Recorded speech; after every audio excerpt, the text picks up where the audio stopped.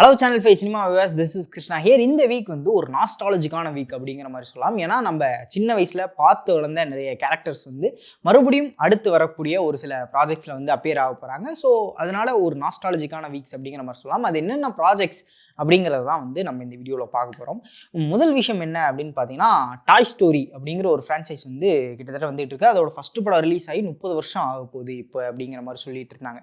So அத்தனை வருஷம் கடந்து அந்த ஒரு ஃப்ரான்ச்சைஸ் வந்துகிட்டு இருக்கு. இப்போ டாய் ஸ்டோரி 5க்கான டைட்டில் டீசர் வந்து ரிலீஸ் பண்ணப்பட்டிருக்கு பிக்சார் சைட்ல இருந்து.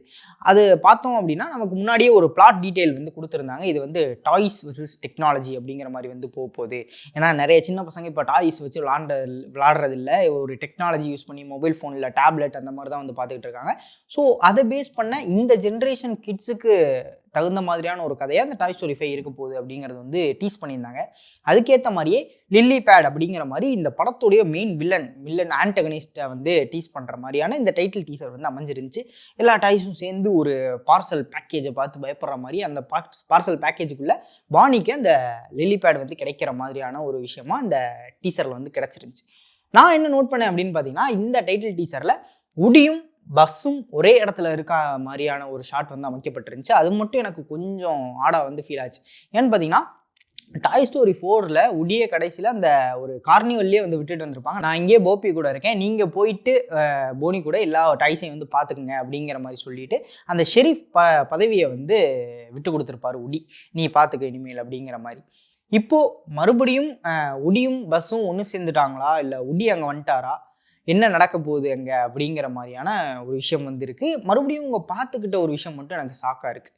அதை தாண்டி மற்றபடி 4ல் காமிச்சது மாதிரி ஃபோக்கியை காட்டியிருந்தாங்க. அந்த ஃபோக்கியோட கேர்ள் ஃப்ரெண்டாக கடைசி 4th பார்ட்டில் கடைசியாக நைஃபி அப்படிங்கிற ஒரு பொம்மையும் வந்து வந்திருக்கும், அந்த டாயும் காட்டியிருந்தாங்க. ஸோ இது முழுக்க டாய்ஸ் வெர்சஸ் டெக்னாலஜி, அந்த டெக்னாலஜிக்குள்ளே குழந்தைகள்லாம் எப்படி அடிக்டடாக இருக்காங்க அப்படிங்கிற மாதிரியான விஷயத்தை காட்டுற மாதிரியான ஒரு படம். ஆனால் இதை எப்படி புல் ஆஃப் பண்ண போகிறாங்க, இதை வச்சு கதை வந்து எப்படி சொல்ல போகிறாங்க பிக்சார் அப்படிங்கிறது தெரில. அதுக்குள்ளே ஒரு டீப் மீனிங்கோட வச்சு தான் எப்பயும் வந்து ஒரு கதை வந்து சொல்லுவாங்க. இந்த படத்துக்கு நான் பயங்கர அவளோட வெயிட் பண்ணிட்டு இருக்கேன். இன்னொரு விஷயம் என்ன அப்படின்னு சொல்லி பார்த்தீங்கன்னா, ரோவான் அட்கின்சன் அவர் நடித்த ஒரு ப்ராஜெக்ட். ரோவான் அட்கின்சன் யாரா அப்படிங்கிற மாதிரி கேட்டிங்கன்னா, எல்லாருக்கும் மிஸ்டர் பீன் அப்படின்னு சொன்னால் தெரியும் அப்படிங்கிற மாதிரி நினைக்கிறேன். எஸ், நம்ம சின்ன வயசுலேருந்து மிஸ்டர் பீனாக பார்த்துக்கிட்டு இருந்த ஒரு கேரக்டர் மறுபடியும் கிட்டத்தட்ட அதே மாதிரியான ஒரு ரெசம்லன்ஸில் இன்னொரு சீரீஸில் பார்க்க போகிறோம் அப்படின்னு நினைக்கும் போது கொஞ்சம் ஹாப்பியாக இருக்குது. என்ன சீரீஸ் அப்படின்னு பார்த்தீங்கன்னா, நெட்ஃப்ளிக்ஸில் கூடிய விரைவில் ரிலீஸ் ஆகிருக்கக்கூடிய மேன் வெர்சஸ் பேபி அப்படிங்கிற ஒரு சீரீஸ் தான். அந்த சீரீஸுக்கான ட்ரெய்லரும் வந்து ரிலீஸ் ஆயிருந்துச்சு. அந்த சீரீஸில் நம்ம மிஸ்டர் பீன், அதுக்கப்புறம் ஒரு குழந்தை அவர் கையில் கிடைக்கிது. அந்த குழந்தையும் அவரும், அந்த குழந்தை யாருதுன்னு தெரியல, அதை தேடி கண்டுபிடிச்சி அவர்கிட்ட ஒப்படைக்கிறாரா, அதுக்கு இடையில என்னென்ன மாதிரியான ஒரு சம்பவங்கள்லாம் நடக்குது இவங்க 2 பேத்துக்கு இடையில அப்படிங்கிற மாதிரியான ஒரு கதை தான். பார்க்கும்போது நம்ம சின்ன வயசில் பார்த்தா பேபிஸ் டே அவுட் அப்படிங்கிற ஒரு படம் வந்து ஞாபகம் வந்துச்சு. அந்த குழந்தைய கடத்த ட்ரை பண்ணுற 3 பேர், அவங்களுக்குள்ள என்னென்ன மாதிரியான ஒரு ரகளைகள்லாம் நடக்குது அப்படிங்கிற மாதிரி இந்த ட்ரெய்லரும் ரொம்ப ஃபன்னாக இருந்துச்சு. அந்த அவர் மிஸ்டர் பீன் கேரக்டர் அப்படிங்கிறத வந்து ரெசம்லன்ஸ் பண்ணுற மாதிரியான ஒரு சில டைலாக்ஸ்லாம் வச்சுருந்தாரு. அதை தாண்டி அந்த ஒரு பாடி லாங்குவேஜ் இருக்கும் இல்லையா, மிஸ்டர் பீனுக்கே தகுந்த மாதிரியான ஒரு பாடி லாங்குவேஜ், அதுவும் வந்து ஒரு சில சீன்ஸ்லாம் காட்டப்பட்டிருந்துச்சு ட்ரெய்லர்லேயே. ஸோ கண்டிப்பாக சீரிஸ் செக் பண்ணி பாருங்கள், பயங்கர சூப்பராக இருக்கும் அப்படிங்கிற மாதிரி நம்புறேன். பயங்கர ஃபன்னாக இருந்துச்சு இந்த ட்ரெய்லர் பார்க்கும்போது.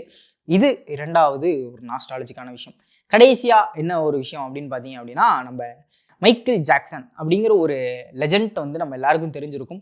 சின்ன வயசில் ஓகே இப்படி ஒருத்தவங்க இருக்காங்கப்பா அப்படிங்கிற மாதிரி பிரபுதேவா மூலமாக நமக்கு மைக்கேல் ஜாக்சன் தெரிஞ்சிருக்கும். அதுக்கப்புறம் வளர இவர் இவ்வளோ பெரிய ஒரு லெஜெண்டாக, அவருக்கு அவ்வளோ பயங்கரமான ஒரு ஃபேண்டம், பயங்கர கிரேஸான ஒரு ஃபேன்ஸ்லாம் வந்து இருந்திருக்காங்க அப்படிங்கிறலாம் தெரிஞ்சிருக்கும். அதை தாண்டி அவருக்கு ஒரு பயோபிக் வந்து எடுத்துக்கிட்டு இருக்காங்க அப்படிங்கிற ஒரு தகவல் முன்னாடியே கிடச்சிருந்துச்சு. அந்த பயோபிக்குக்கான அஃபிஷியல் ட்ரைலர் வந்து இப்போ ரிலீஸ் பண்ணப்பட்டிருக்கு. 2026 தான் அந்த பயோபிக் ரிலீஸ் ஆக போகுது அப்படிங்கிறதையும் கன்ஃபார்ம் பண்ணிட்டாங்க. ஏப்ரல் அந்த டைமில் வந்து ரிலீஸ் ஆகுது அப்படிங்கிற மாதிரி நினைக்கிறேன். அந்த ட்ரைலரில் பார்த்தீங்க அப்படின்னா, ஜஃபர் ஜாக்சன் அப்படிங்கிற ஒருத்தர் தான் மைக்கேல் ஜாக்சன் ரோல் வந்து ப்ளே பண்ணியிருக்காரு. ரொம்ப சூப்பராக மேட்ச் ஆகிருக்காரு அந்த ரோலுக்கு அப்படிங்கிற மாதிரி நினைக்கிறேன். அந்த செட்டாக இருக்கட்டும், அவங்க போட்டிருக்க அந்த மேக்கப்பாக இருக்கட்டும், அந்த காஸ்டியூம்ஸ் எல்லாமே அப்படியே உண்மையிலேயே மைக்கேல் ஜாக்சன் இப்போ அவரோட பயோபிக் நடிச்சாருன்னா எப்படி இருக்குமோ அந்த மாதிரியான ஒரு மொமெண்ட்டாக தான் இருந்துச்சு.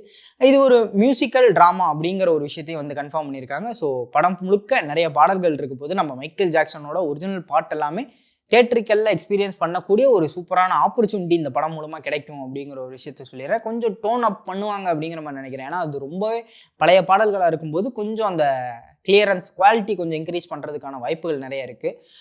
ஸோ படத்தில் பார்க்கும்போது எந்த மாதிரி இருக்க போகுது அவரோட அந்த லைஃப் ஸ்டோரியும் பார்க்குறதுக்கு, ஏன்னா இருக்கிறதுலே பயங்கர கிரேசியான ஃபேன்ஸ் வந்து மைக்கேல் ஜாக்சனுக்கு இருந்திருக்காங்க அப்படிங்கிற ஒரு விஷயம் நம்ம எல்லாருக்குமே தெரியும். அப்படி இருக்கும்போது இந்த படம் இந்த மாதிரி வந்திருக்கு அப்படிங்கிறத பார்க்குறதுக்கு நான் பயங்கர ஆவலோட இருக்கேன். ஸோ இந்த 3 விஷயத்தில் எந்த ப்ராஜெக்ட் கேட்கும்போது உங்களுக்கு பயங்கர நாஸ்டாலஜிக்காக ஃபீல் ஆச்சு, இந்த ப்ராஜெக்ட்டுக்கு நான் ரொம்ப ஆவலோட வெயிட் பண்ணுறேன் அப்படிங்கிற மாதிரி நீங்கள் எதை நினைக்கிறீங்க அப்படிங்கிற உங்களுடைய தாட்ஸ் அண்ட் வியூஸை மறக்காம கீழே கமெண்ட் பண்ணிடுங்க. ஸோ இதே மாதிரி இன்னொரு ஆசமான வீடியோவில் உங்களை வந்து சந்திக்கும் வரை விடைபெற்றுக் கொள்வது நான் உங்கள் விஜய் கிருஷ்ணா. சரிங்க.